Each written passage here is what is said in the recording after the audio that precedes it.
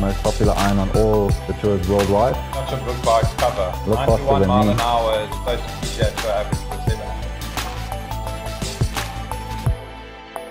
7. Starting the fitting process now with Nick. Just for the viewers out there, Nick works at True Fit Fourways, or owns True Fit Fourways. What we did today is to give a natural feel element to it.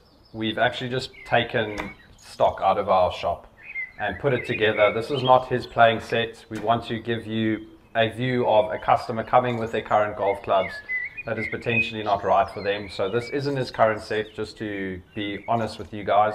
So there's no here and like saying this is how bad Nick has fitted himself or I fitted Nick. Just to give a honest viewpoint with regards to that. So Nick, feel free, please hit a couple of shots for us so we can start going. Also, just to make it realistic, it's very, very realistic. If someone's coming for a custom fitting, they are unhappy about their club setup. So if Nick came and hit his set, which is really well fit for him, I mean, he realistically wouldn't have come for a fitting because he's playing nicely. Correct. So it's more using what we would say is like a demo set, just so that we can simulate what actually happens when we have fittings, because customers come to us, they're not happy with what they got. And also at this point in time, we're looking at data parameters. So we're looking at his club head speed, his carry, his strike, his launch angle, his spin rate, you know, all these data points to give us an idea which direction we need to go into. So when we start the fitting, we have a chat about the golf ball like we did earlier. So we have spoken to Nick, and at the moment he's playing the Pro V1X left dash, which he experiences. It does have a high launch but low spin profile. I'm a high spin player, so I do need a ball that spins less. Yeah. But I do launch it high as well. So Yeah. I think I'm going to need to change to the AVX ball. Yeah, so after we had a chat, we realized that going to something like an AVX will bring the flight down but maintain the low spin, if not take even more spin off the golf ball.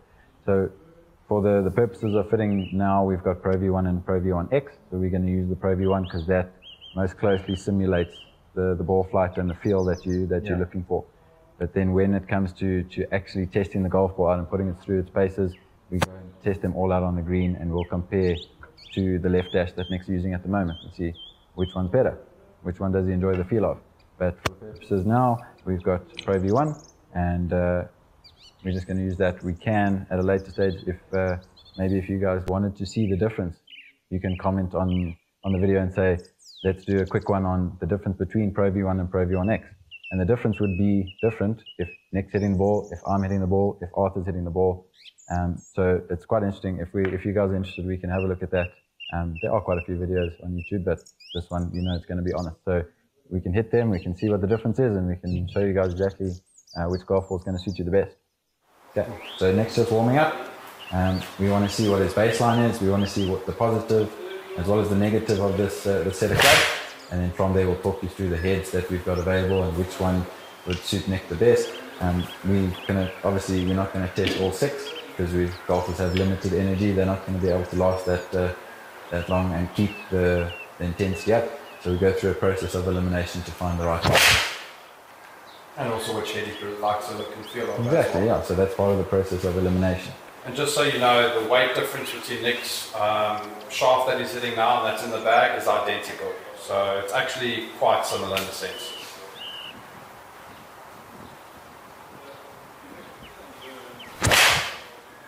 Okay, that should be pretty good, Nick. Looks like you're hitting it nicely, nice and warm.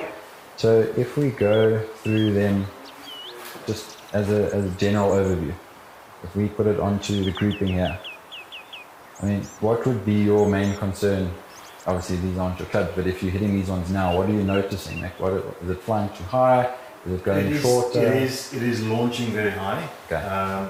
It looks from the flight that it looks spinning, obviously because I am playing a different ball. Yes. There's the ball, and then I can't see the data from where I'm standing, but it does look quite a bit shorter than what my clubs would fly. How far would you normally hit your 7-iron? I played for between 170 and 173 landing. Okay. I really strike it well. Hot day outside, maybe 175, 176. Okay. thereabouts. So, And So that's his average carry right now is 148. and that's at Joburg That's altitude at or Joburg Gauteng altitude, altitude. yeah. Okay, perfect. So yeah, we can see if we go have a look over here, we can see the average carry 148.2. So that's quite a lot less than what you used to. So if we just look at that club as a whole, that's a 620 CB, so a Titleist. That's going to be this one over here. So it's very traditional in the way that it's lofted. So a lot of the manufacturers are going to the slightly stronger lofts because they're making the heads more forgiving, and we are included in that. As you make the head more forgiving, you're going to get more ball speed. yeah. So if you get that little bit more ball speed, that's great, but sometimes it might go a little bit too high. Exactly. Because especially if you have tungsten down at the bottom of the head, it's going to launch like crazy. So strengthening the loft is to keep the ball in the same window. So don't have one that flies up there, one that flies there. We want to try and get the 7-iron to launch roughly the same through the whole profile. Of course. But that just being traditional, more in the way it's designed, doesn't It's have a not made low. for distance. No, it's not. It's made for a golfer that has enough power that they're happy with their distances. They just want control. Titleist and all the manufacturers still makes the traditional of the clubs because every golfer is different. We need to have that option. The way you deliver the club and at what speeds obviously determine what sort of club you go into. Yeah. And that's why they've got the different. These are obviously completely wrong for me. Oh, the way I deliver the club, you can see you can see that. So, But this is something that would happen on a daily basis when you're doing fittings and I'm doing fittings and 100%. Arthur's doing fittings. So 100%. that's exactly why we did it. So just going through the heads briefly, we've got the 620 MB, which is the full blade. So no tungsten in this head to assist with off-center strike. So this is for your pure ball striker that's looking to have the easiest time shaping and controlling the ball flight. So someone who doesn't miss the middle and has ultimate control over what they're trying to do with the ball. Then going into the 620 CB that Nick's using at the moment. This is a slightly more forgiving version of that blade, and the same locks as well. And then it's got, in this toe piece over here, it's got a little bit of tungsten from the 4-iron to the 7-iron. So it's just to give it a little bit more forgiveness if there is an off-center strike on the toe. Then we go into T100, which is the most popular iron on all the tours worldwide, whether it's a title sponsored player or not. These are the most played by our tour professionals, and this from the top has the same visual, or very close to, as the blade, but it's got a lot of more muscle behind it, so it's going to give you a little bit more ball speed. It's going to give you that forgiveness. It's going to give you that nice soft feel because it's also fully forged like the other two options. yeah. There's just a little bit more tech in this. So we've got the tungsten, also 4 to 7-iron, and that sits right next to the T100 logo, so on the toe and the heel side, and this is just to help us get that launch up. It's also got something called a variable bounce sole, which means essentially the sole is twisted. So traditional iron, the sole might be flat like that. With these ones, we've gone for more bounce on the toe, less bounce on the heel. So if the lie is not perfectly flat, you're going to get a good strike, and you're going to be able to kind of get a bit more playability out of it. Then going into T100S, this is a slightly stronger lofted version of T100, and it's built 2 degrees stronger in loft. It's not bent. That's the key. Pitching wedge is 44 degrees. Pitching wedge is 44 degrees in T100S, and just by way of comparison, it would be 46 in a T100 and then 47 in these. If you can just maybe say, if you bend the irons, you change the bounce profile. Correct. By taking traditional irons, that's why this is built. That's why it's a better option for a player like me, for instance. Exactly, yeah. So if you bend the club's loft, you essentially, if you wanted to make it stronger, you bend it that way, which is all fine and well, but the bottom of the club also bends with that. Yeah. So if you strengthen the loft on a T100 to play at a T100S, you lose bounce underneath, so the club is more likely to dig and get stuck in the ground. Whereas when we built it this way, so we purpose built it 2 degrees stronger, both the T100 and S have the same bounce number underneath. So they go through the turf the same way, but the T100S will give you a faster ball speed, a little bit lower launch, a little bit less spin. So if you're playing in the coastal area, for example, and you're fighting that wind every time you play, and you wanted to keep it lower without changing your swing, going for a stronger lofted club makes sense. But if you're playing up here on the high felt, we need carry because the resistance is a lot less up there than it is on the ground. So we want to try and carry obstacles and make use of the altitude. So not always the case that you're going to hit it further when you've got stronger lofts. As long as the spin's fine, then that's what matters. So those 4, in my opinion, would be something that would kind of be suitable for the way that Nick plays and his kind of capabilities. We do have the bigger options being T200 and T300, but they tend to then have a bigger chassis, so more forgiveness. But then for Nick, it's going to go too far, and he doesn't need that much more distance. He just needs precision. So we could go into those options as well, but that is for a totally different golfer in another fit. Am I correct in saying the T200 and the T100S is the same loft? So the T200 so it can be a nice combo set for your 4, 5, 6 maybe, and then 7 T100S. Yeah, so it's not quite the same the whole way through, but there's a 1 degree difference in the loft between T100 and T200 from pitching wedge up until the 7-iron. So the T200 is 1 degree stronger in loft in those irons, and then they blended it or manufactured the club so 6, 5 and 4 iron have the same loft in T200 and T100S. So you see it's the perfect option if you wanted to make a combination set. And then the T300 is then further stronger in the loft. The T200 is a hollow body design, right?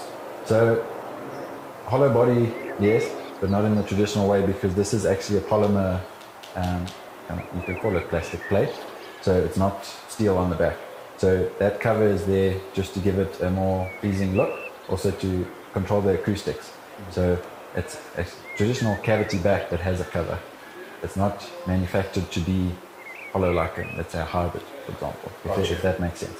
So this is more for acoustics and aesthetics, and obviously it does keep the grass out of the inside, which is helpful as well, but it wasn't constructed as a hollow golf club. It was constructed to be a T200, and then we made it look good and sound good. If we have a look at the numbers based on next warm-up, and we bring this view into it, we can see exactly what's going on.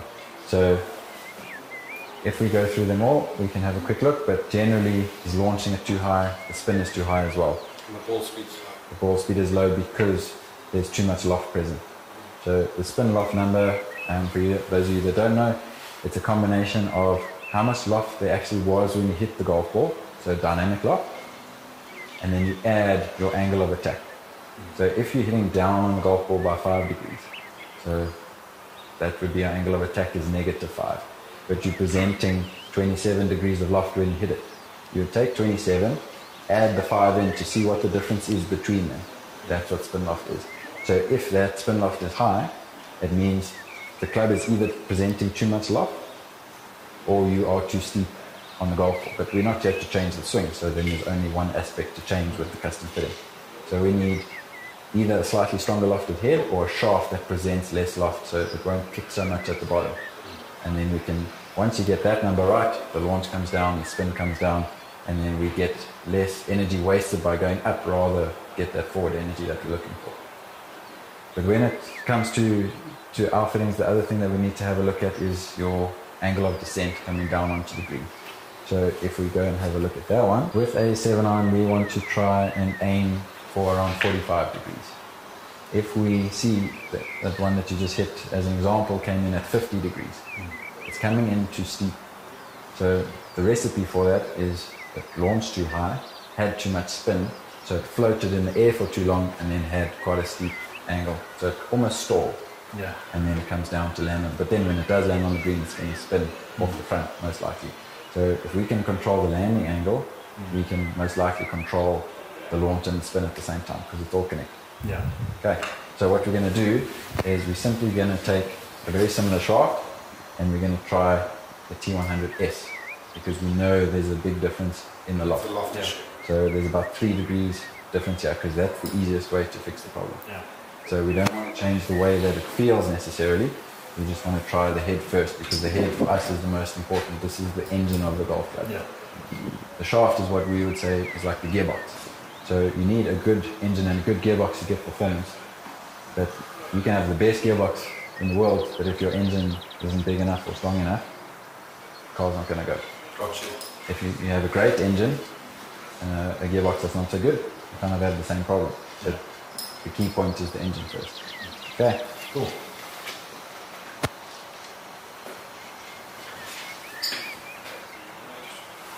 So the other thing I just want to have a look at is the lie angle of Nick's club when it comes into impact.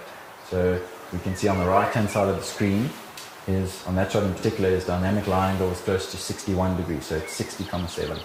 our standard is 63. So if I set it up as standard, it would mean that next club would be coming through impact 2 degrees with the toe in the air. That would then cause the draw and the strike to be more on the heel side. So automatically seeing that, I know we need to go 2 degrees flat from our standard, which would be 61, and we did that bang on the number. So we're just going to set the club up like that to start with, because we don't need to waste Nick's energy or his time. We want to be efficient but thorough. So we've got that information, might as well use it. Okay, so T100S, Project X 6.0 shaft. Same shaft as the previous head, right? Correct. So now we just change the tag so we know what we're looking at. It's a T100S with the Project X 6.0 and 2 degrees flat on the angle. Okay, so now, yeah, take a few neck, let's see how it looks.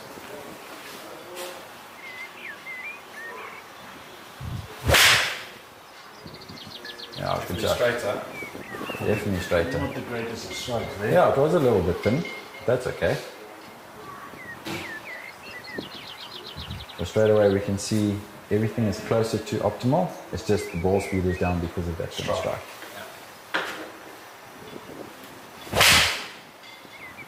That's a better one. Good job. And then Nick, while you're hitting, if you wanted to tell the viewers what your traditional shot shape would be, like what would do you shape it on purpose on the course? Or? I've always played a fairly straight ball flight. Okay. So my bad shot would be very bad. Yeah. Can I say normally like a sclaffy to the right, but if with the right equipment, I've seen that my bad shot is actually not as bad as my previous set that wasn't fitted at all. Oh, that's the whole idea. So that's the idea. Okay. So yeah, we're not robots. We don't do perfect strikes every time, unfortunately. So no, I wish we were, but yeah. And especially if you don't have time to practice or play as much as you would like, changing your clubs is going to be one of the easier ways of improving, obviously, as long as they are correctly fitted for you. Because you shouldn't have to change that much about your swing to get better performance. So we can see there, Nick hit that one a little bit heavy, that still flew 152. Yeah. So that was further than his average with the previous set, by about 4 meters, I think. So you can see it's better. I wouldn't say it's 100%. No. What are you thinking so far? I think the spin rate is still slightly high. The window is pretty good. Yeah. And the ball speed is slightly low, so we're moving in the right direction. You can drop that spin rate a little bit and get that ball speed. Nick, you need to just warm up. Come on. Get it out of the middle of the face so you can get some ball speed. Let's have a look at that strike since you mentioned it. So that was his previous strike. A little bit thin out the heel. That was a better strike. that was a better strike. So now we can see the difference. If we have a look at angle of attack 4.2 down, your general strike is a bit thin. Yeah. Okay, so you're definitely hitting down and not hitting thin because you're coming up and out of it. So it just means that the club isn't far enough down by the time you get to the ball. Okay. So from a swing point of view, you're just getting a bit ahead of it.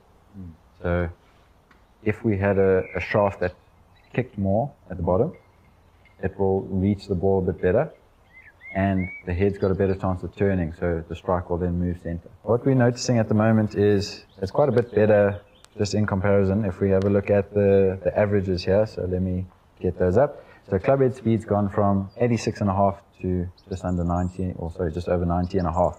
We can also see, if you look below the average, there's a plus minus number. So that shows how consistent it is. So 0.9 miles an hour is how much your swing is changing in terms of speed, shot for shot, versus 1.6. And the shaft is the same. So it's just the head making the difference there. Then if we have a look at the ball speed, that's gone from 113.6 up to just under 116. But that is where we're seeing the inconsistency is falling off. So we have gained average carry distance because of that slightly stronger loft, but the ball speed isn't as consistent as we would like. If you have a look at the spin rate and the launch angle between the two heads, it's dropped tremendously. Yeah, so we lost just over 3 degrees on the launch angle, which brought the flight from up there nicely into the window that we're looking for, and then the spin's gone from 8,100 RPM on average to just under 7,000, so it's 6,979. So definitely looking better already. So we want to try and figure out what else needs to change on this club so that we can get that ball speed more consistent and a bit higher. So if we have a look at the strike that you guys will see on screen, we're going to go from the first shot. We can see that one didn't pick it up, it was a bit thin. Shot number 2 was low on the heel. Shot number 3, pretty centered, not too bad. Shot number 4, low on the heel. Shot number 5 was kind of in line vertically, but out the heel. So theoretically, Arthur knows that that strike pattern would be a sign that the shaft is a little bit long. Correct. But have you ever played shorter than standard iron shaft? No. You've always played standard length. Yeah. And your strike's never bad like that. Generally, I'm a good striker of the ball, so I don't play shorter or longer club. Yeah. Do me a favor, just grip it down 1/4 inch or 1/2 inch, just to see what happens to the strike pattern quickly. So from shot now. Nick, I'm sure you're not as tall as what you were when you're a kid. I know you're shrinking a little bit.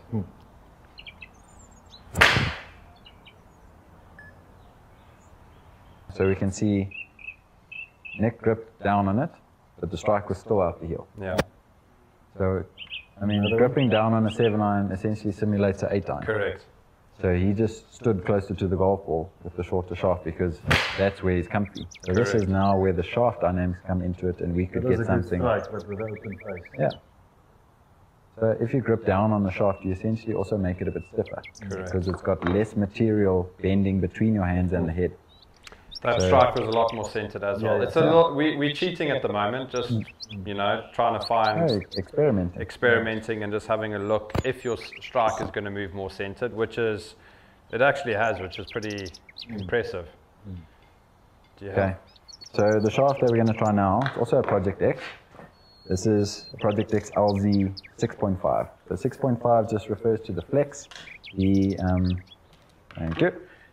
So it just means we're going from stiff into extra stiff.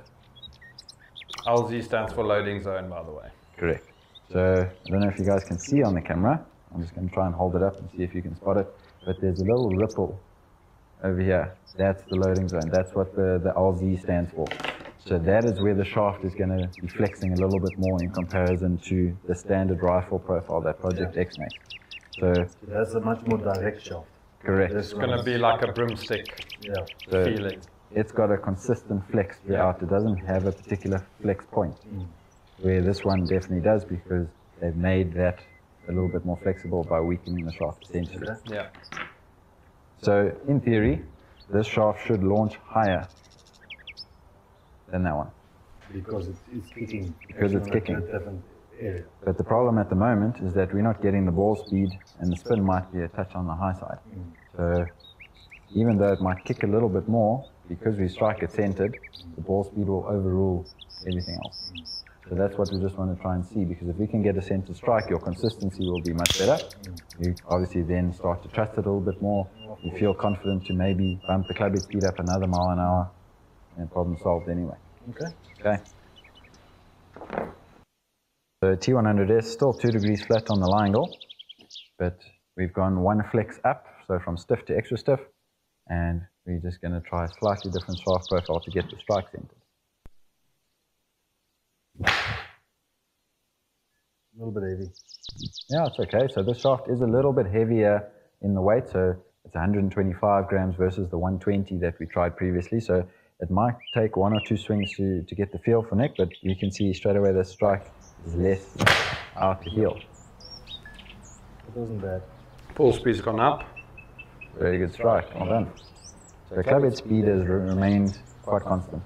So it's still at first one you've hit the center, Nick. It's about time. Okay, so this is where the theory of custom fitting kind of gets a bit hazy. Yeah. Is because everyone says softer shaft should go left. Yeah. But a softer shaft causes you to hit it out the heel, and we know a heel strike is a fadey ball fly. Yeah. So by getting the strike centered using the shaft, a stiffer shaft is now drawing. Yeah. That was a baby draw, but still pretty straight. Also, Nick, just to make you feel better, the TrackMan is sitting on 20 degrees at the moment. So it's not yesterday's weather to get to your distance that you actually hit on a perfect day. Yeah. The distance is going to be slightly shorter than normal. It's overcast, it's quite cold today. Yeah.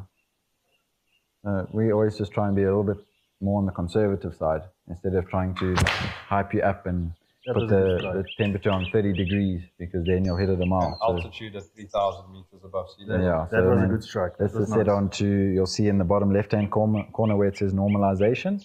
So it says it's a premium golf ball from the left, then the altitude of 1550, which is Joburg altitude, and the air temperature of 20 degrees, which is pretty close to what it is today at lunchtime. So we can see that strike is now sorted, Nick. So ball speed's better, club head speed is very, very consistent, and definitely like this shaft more than the previous one. And the positive thing is you're actually finding the middle of the face more often. Good shot. So we can see the ball flight on the last few has been a tiny draw, but it's pretty straight. Yeah. So if we have a look at that strike, we can see it's going to be centered again. Nick, are you now, because you're striking it more in the middle, you're starting to actually you're trusting the club a bit more and relaxing a bit, because now club head speed is very consistent, but ball speed's getting a lot better over every shot. So you're feeling like you're a bit more comfortable and you liking the setup? I do feel that it's close to what I'm used to. Yeah. So the strike on the feedback from the club is really nice. Okay. And I mean, the more times you center the shot, the better you feel. Correct. The more confidence you're going to have. So it's a knock-on effect, definitely. So if we have a look at the ball flights quickly, so let's go to this one that shows you down the range. So that was his last one. And you can see there's a little draw, pretty straight, pretty straight. If you look at the previous ones, we can see there's a fade. That one is pretty straight, there's a fade, tiny fade there, tiny fade there. So if we look at the groups, we can see that is the current LZ shaft in the T100S head versus 6.0. Then if we go and have a look at the averages, club head speed's gone up by half a mile an hour, consistency's gotten better. Ball speed's gone up by almost 4 miles an hour. Yeah, I'd say 3.5 to be conservative. I have to say, I'm actually quite surprised that the 125 gram, which is a little bit heavier than that, I don't feel it really that it's heavier when I'm swinging. It's just quite honestly. Because the shaft's kicking. The shaft's more active. Yeah. It's not as, the ribs is actually helped to square the club up. Correct. Get it back down again. So I mean, if you look from the start, with the first setup, you started at 148 average, right? Club head speed was slightly low as well. And then you went to 163.4, now 164.7. So I mean, you have gained almost 13 meters, 12 to be conservative. Yeah. Spin rate and the window's a bit better. Spin rate's definitely come down a bit. Yeah. And it's obviously the dispersion is a lot more tighter. So if we're looking at the spin, the average spin now is 7,863. Also, what's your kind of goal when you're busy doing a fitting with your customers in terms of just the 7-iron? It all depends from person to person and obviously relative to club head speed, right? Yeah. I would say my window, and everyone's different, depending on age and club head speed, is between 6.5 and 7.5 is my window that I would look for. 7.8 is not bad. Anything above 8,000 for me is a bit too much. Yeah. You know, especially here in the high fault. We can get away with sort of a higher spin rate than normal than the coast. So just to give everyone an idea, if we go onto the optimizer, which is what we use to kind of give us targets when we're fitting using the TrackMan technology, we can see the last one we hit really nicely. So let's go there. We can see there the spin jumped up to 8,000. So we can't realistically go any stronger in the loft. Correct. But the launch angle and the height are perfect. Correct. We don't really want to do that. So this shaft has helped us get the strike centered, but now it's just spinning too much. So this is when we say, okay, do we try another shaft? Or a ball. Yes. Do we try a different golf ball? So now you're leaning towards the AVX now, Yeah. if that makes sense. Okay. So what we're going to do is I've got some AVX that we can use. If you're happy to try hit a couple, then we can kill two birds with one stone and we can see what the difference is. Okay. So we've got some sample stock here. Sorry. I'll just let's use 4. So it's very rare that a golf is not going to fit into V1 or X, which are our kind of balls that we use for the fitting. But if we do need to, obviously all the golf balls come back from the driving range, so I'll get these ones back, but then they just go into our testing demo stuff, so it's not a problem. So in theory, Nick, spin rate should drop, launch angle should drop a little bit as well. So let's have a look and see if this makes a difference for you. Okay, so we just tag this one as AVX, so we know exactly what's happening here. Because the ball flight's really good. Yeah. The strike is really good. The weight feels good. The club doesn't feel too heavy, so the swing weight of the club is fine. So we're happy with everything except for that. So this is where using a different golf ball is going to work. And obviously, we would only use this and put it into play if it performs around the green as well. But if we can test it here and we can see a difference, then that's great. Okay, let's see. No pressure, Nick. You got 2 balls. We do have backups, but let's hit these 2 nicely and then it's fine.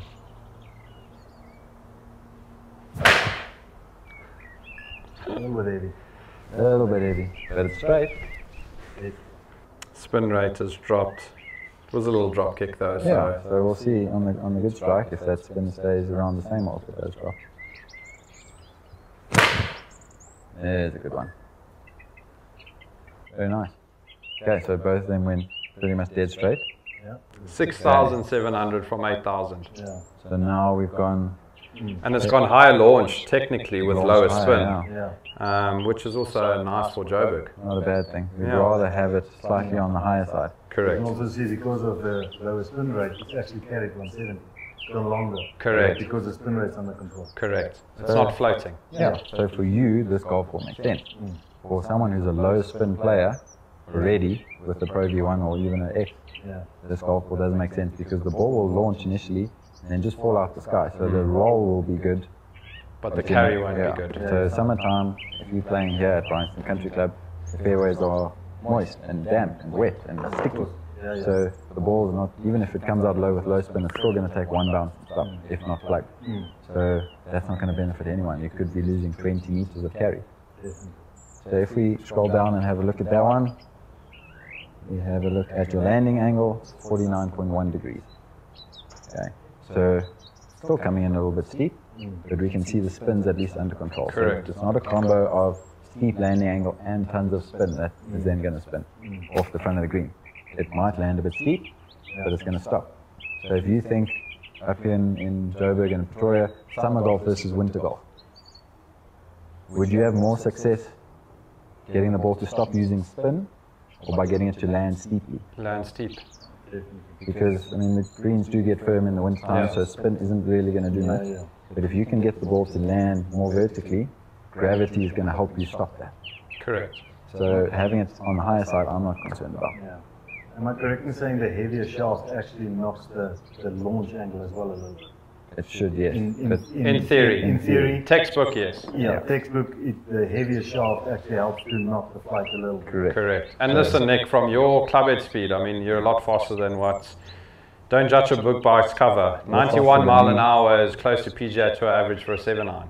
So why go lighter? You need stability in order... We're not chasing distance.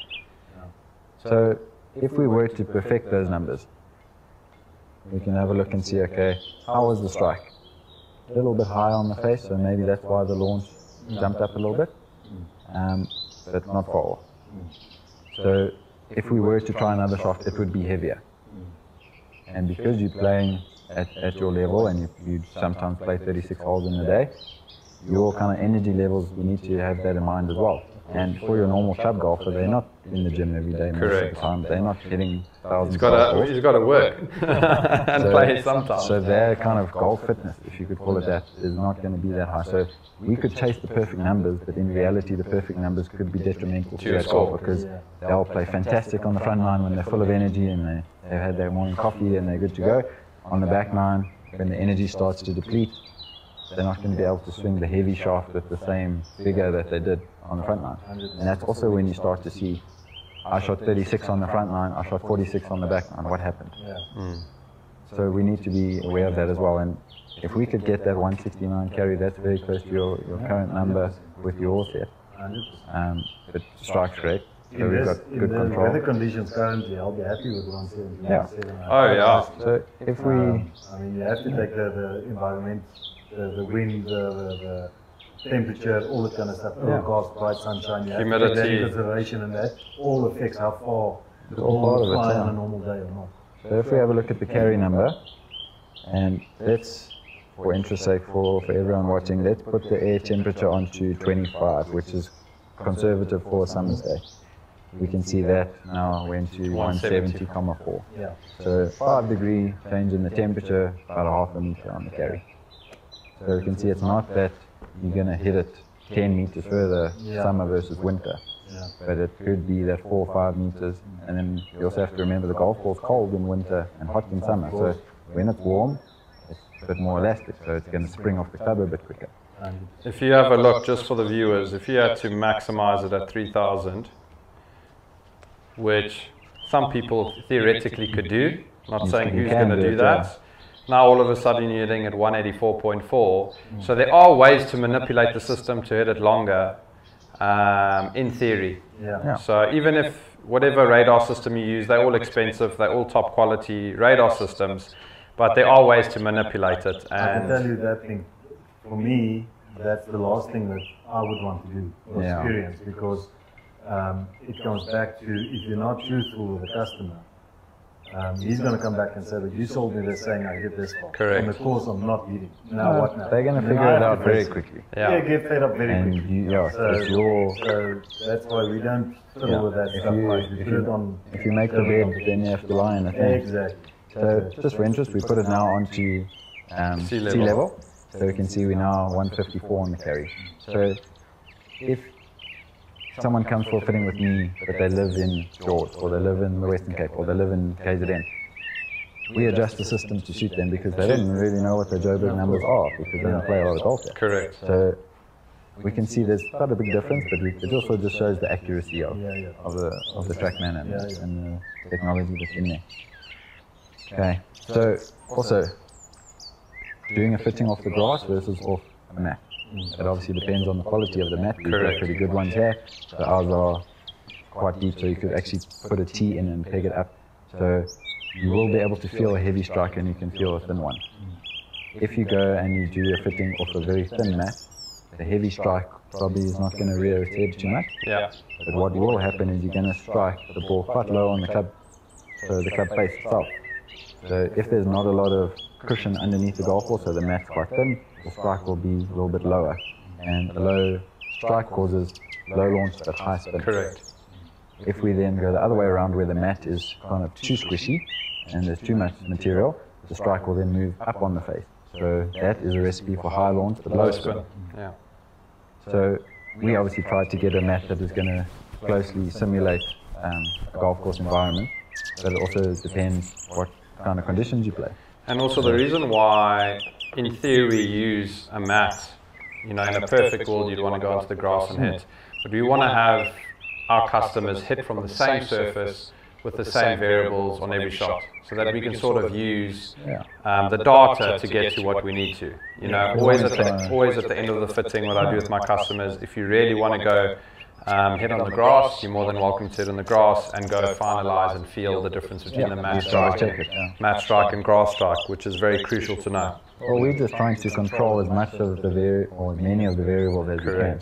So, I mean, if you're out on the driving range using grass, summer versus winter, your fitting results will be different. Correct.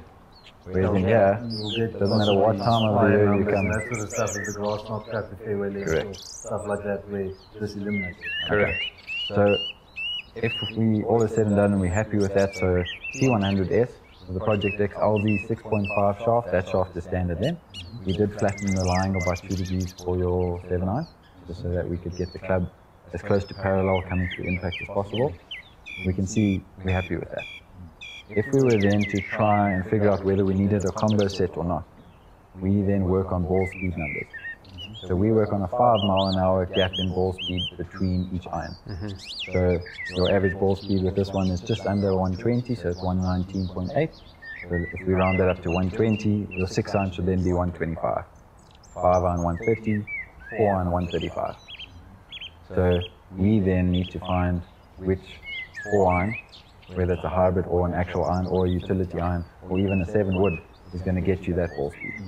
But because we can see that strike's pretty consistent, I would be confident in saying that you'll be perfect with the T100S the whole way through the bag. But if, and most of the time with your average golfer, they do struggle with the longer irons. Correct. So we do test that. And we just see, okay, we've got a demo 4-iron in a T100, we've got a demo 5-iron in a T200. So those lofts play pretty similar because there is a difference between that loft and that loft. So we're trying to take the loft out and just see in terms of the head performance. Correct. Which one gives us more. So if we can reach that 135 with your 4-iron, it's going to be great. Right, Nick. Okay, we're going to start off with the driver now. So give us a couple of shots so we can get some data and see what we need to do.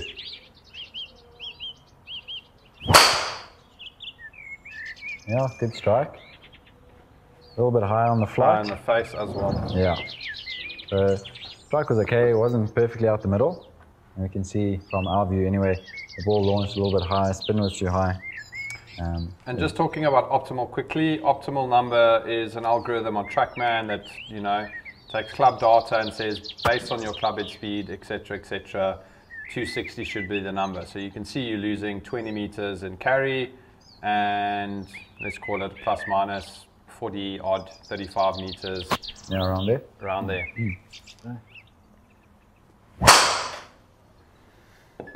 Yeah, so again, Nick, for the viewers watching, this isn't your personal driver that's already been custom fit and optimized. This is one that we know isn't going to suit you, but it's to prove a point, as most customers would have this kind of problem where they might launch it a little bit too high, have a bit too much spin. It's what I find by me is either they launch it too high with too much spin or they don't launch it high enough. Yes.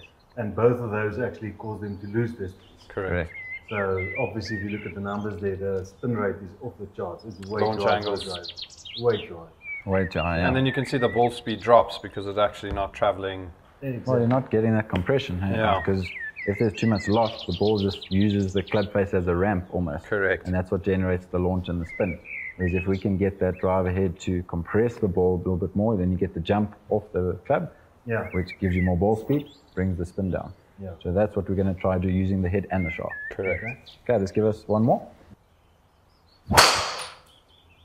That's as piped as you can with that driver, right?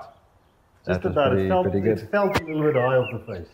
So the spin might drop a little bit. Just for So the viewers. spin did drop 400 RPM or so, I think. Just for the viewers, I'm not trying to hit this higher or anything like that. It's just that the setup I know is not working for me. So I mean, even if we use the TrackMan to kind of prove that, we're looking on the top left corner where you can see there's a number that says angle of attack. So that was on that last one, 1.4 up, 1 degree up, 1.2 up, and then the ones we had earlier were at 0.6 and 4.4. So if we see that stay the same with these ones, then it means you're putting the same swing on it. Yeah. Correct. Because that angle of attack would change if you were trying to manipulate the ball up or down. Exactly. So it's just for everyone's peace of mind, we can have a look at that. Okay, so we've got two kind of preset options here, just based on what worked with the irons.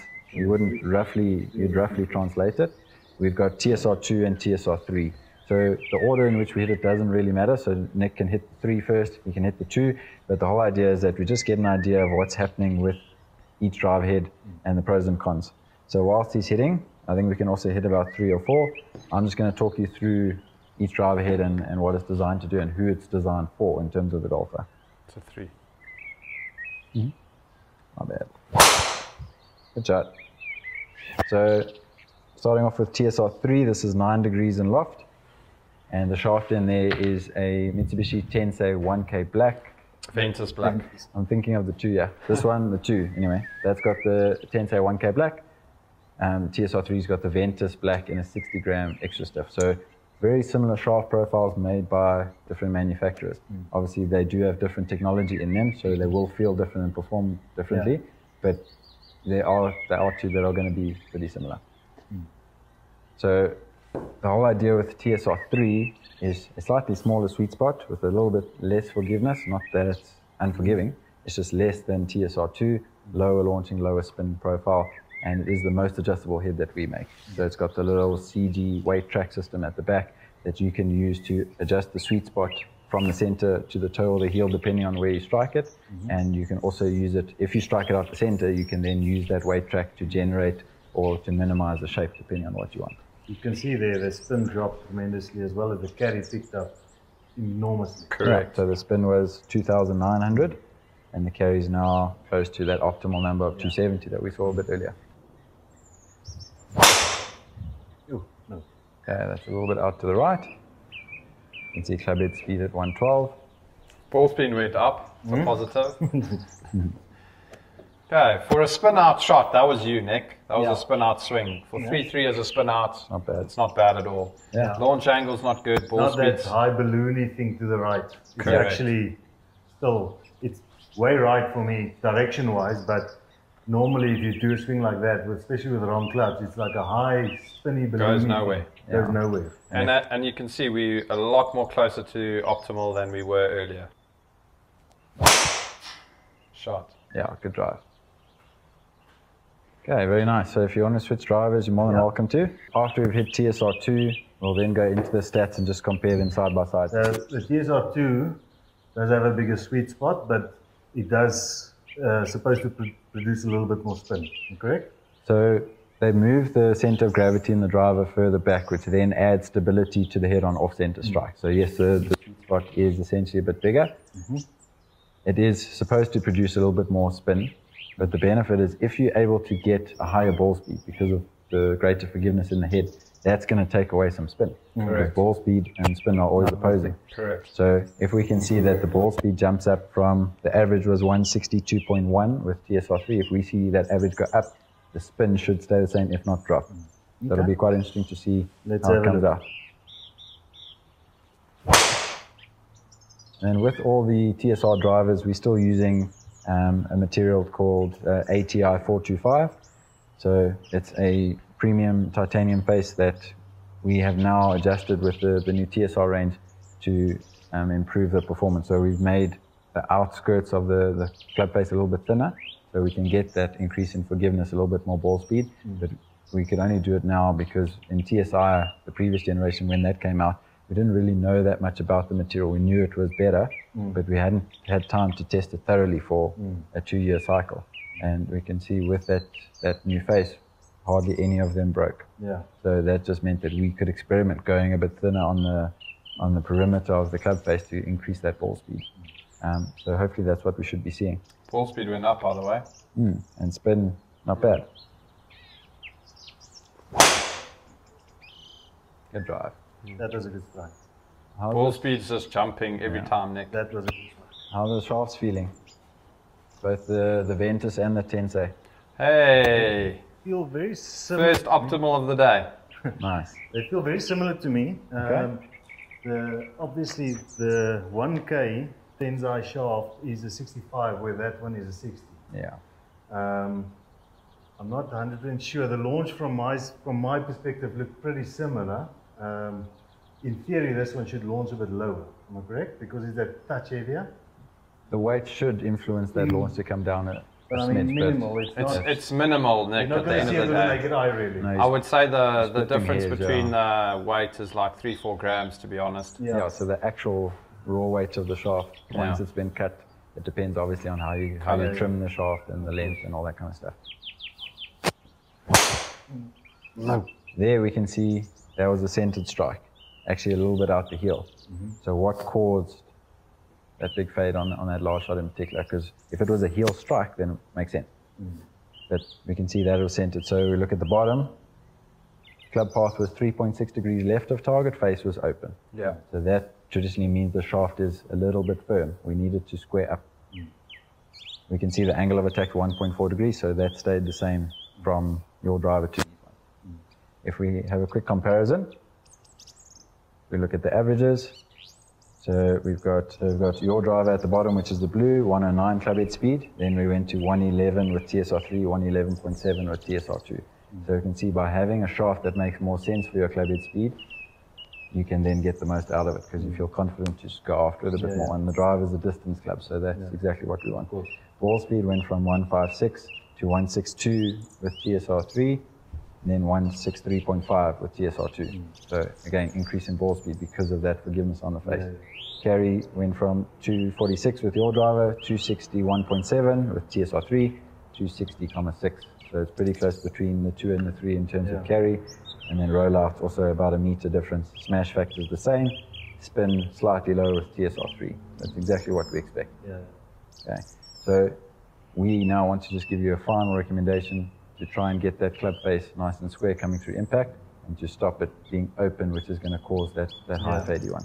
So, I mean, based on your knowledge, Arthur, which head would you go for, and what shaft would you recommend? So for Nick, I'd probably stick to the 2 biggest sweet spots, because you're not playing every single day. And maybe go into that shaft and a stiff, and then we maybe tip trim it slightly just to make it a bit like a stiff plus, but there's still got a bit more forgiveness for it to square up the face to get out the rightness, if that makes sense. So whether it's a Ventus Black from a 6 stiff perspective, tipped it a little bit, or the Mitsubishi, they're both really, really good shafts. I think I would probably do that. What do you think? Okay, so I would rather go for the shaft that's got the most potential, and we need to try and reduce that spin. I mean, even from your experience, which shaft would do the best job of that, at presenting less loft? I would probably say the Ventus is better at that than this. Although this is a very good shaft. You're just seeing all the guys on the PGA Tour using that. That's why. No, but you get the hazardous shaft, you get this shaft, you get the Ventus shaft. They're all in their range. You got the low launch, low spin, but they all give different numbers. And from my experience, the Ventus is one of the lowest spinning ones out there. Correct. Quite honest. And also a very smooth shaft. Exactly. So what I would recommend is we go the Ventus way, because everything that you said is correct. It is quite tip stiff though, because of the VeloCore technology that it's got.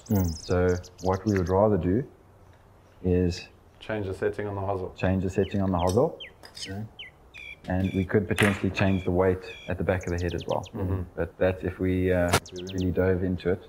We could have a look. Add more time. Exactly. So we had it on B1, which on the Titleist setting is going to be a little bit fade by, so flat lie angle. Because if we have a look at the strike here, we can see the toe is slightly in the air. So that dynamic lie angle, which is bottom right corner, is 52.5. Our drivers are built for 58.5. Okay. So we just want to go a little bit more upright, and it's more for the shape rather than anything else. Because you're hitting it off the tee, if we're a little bit toe down or heel down, whichever way it is, you're not going to be catching anything like grass. It's not like lines, so we're more going to change that to get the shape going. So we've taken the TSR2, we put the Ventus in here, so low launch, low spin shaft, and we put it on a slightly more upright lie angle, but I've just taken a smidge of loft away to control the spin. So we also do know that we are going to be using the AVX golf ball just based on the iron recommendation, and that golf ball spins quite a bit less. So if we don't quite hit the spin number with this one, you know the ball will probably make a difference. It might not hit the box or tick the box correctly, 100%, but it will help. Okay. So let's give this one a go. This should be pretty good.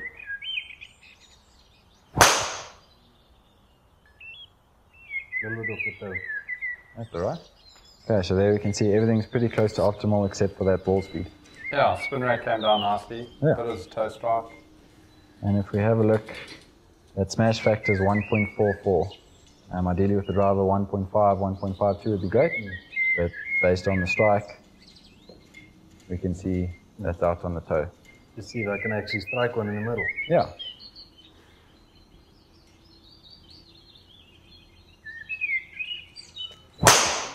Oh, there we go. That's a great drive. That's better. So that pretty much sums up the way that a fitting would be done. We just covered the golf ball, which is number one for us, and should be for all of you, because that's a piece of equipment that you use on every shot. So the best performing golf ball is definitely going to help you. Then have a look at the irons and then the driver as well. So there's obviously a lot that goes into this, and probably for some of you it might be the first time that you're seeing something like this, and it might be a bit mind-boggling. But the whole idea is that, so both myself and Arthur, and then even Nick at True Fit Fourways, we can explain it in a very technological way, or we can kind of put it into layman's terms if your knowledge isn't up to that kind of spec. But the whole idea is that we need to get the better, or the misses a little bit better, and then to reward you when you do put a good swing on it. So you can see it was just a very brief snapshot here using a limited selection of shafts. Obviously it is noteworthy to tell you that the Aventa shaft is a bit pricey. Yes. So, but the reason we used it is because it's quite a hot shaft at the moment, so a lot of you would be interested to see how it performs. But in our array here, we've got plenty of shafts, different flexes, different weights. Arthur's got the same at his facility. We do have something that will fit any kind of golfer. We've got, in our Titleist lineup, we've got 4 different driver heads, for example. We've got 9 different iron head options. And we go from super heavy, super stiff shaft to super light, super flexible. So we're trying to make fitting accessible to everyone. We're trying to allow everyone to play better golf. And the gist of it is that we want you to play better, not for our game, but for your game. Because we want happy customers. Correct. So, and to grow the game of golf, pretty much. Exactly. Yeah. That's the whole idea.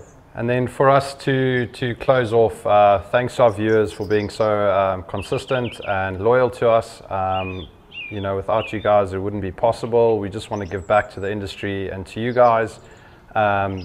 Plenty, thanks so much for your time. Nick, thanks for your time. If there's anything that you would like us to add, you know, whether it's going through wedge grinds or follow up on the fitting and finish with the woods fitting, etc., please just hit us in the comments. This is a very technical point, a technical thing to actually go through a full fitting. It takes a long time.